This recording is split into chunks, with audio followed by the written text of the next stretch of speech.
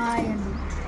ధర్మారెడ్డి అచ్చమ్మ దగ్గర ఆనాడు పోతులూరు వీరబ్రహ్మేంద్ర స్వామి వారు ఈడ ఉండి ఆ రవ్వలకొండకు పోయి కాలజ్ఞానం రాసి ఆవుల కాపరి ఉండి మళ్ళీ ఇక్కడ తాళపత్ర గంధాలు అక్కడ రాసి ఇక్కడ తీసుకొచ్చి ఈ చింత చెట్టు దగ్గర పెట్టి చింత చెట్టుకు చేమంతి పూలు పూలేను అన్నాడు.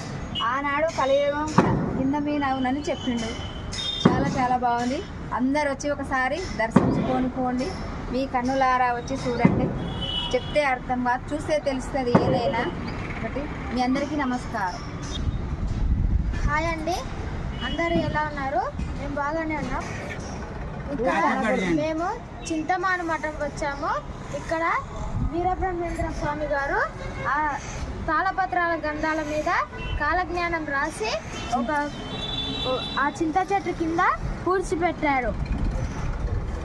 ఇదిగోండి, ఇదంతా కొనపల్లి ఊరండి, విలేజ్. అదిగోండి చూడండి, అవంతా ఇల్లు ఉన్నాయి. ఇదల్లా చూడండి అండి, మట్టి ఇల్లు. అదిగో మట్టి మిద్దెలు ఉన్నాయండి ఇంట్లకు. చూడండి అండి, చూడండి. అదిగోండి అక్కడ కమాన్ ఉందండి. ఆ కమాన్ నుంచి లోపలికి వస్తే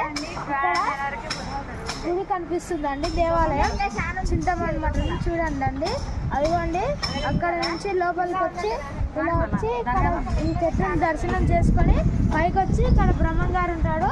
ఇక్కడ దర్శనం చేసుకొని కిందికి వెళ్ళాలండి. ఇక్కడ వీరబ్రహ్మేంద్ర స్వామి. ఇదిగోండి ఇక్కడ సిద్ధయ్య ఉన్నాడండి. సిద్ధయ్య అనగా బ్రహ్మ చాలా సిద్ధయ్య మంచి శిష్యుడు అండి బ్రహ్మం గారికి.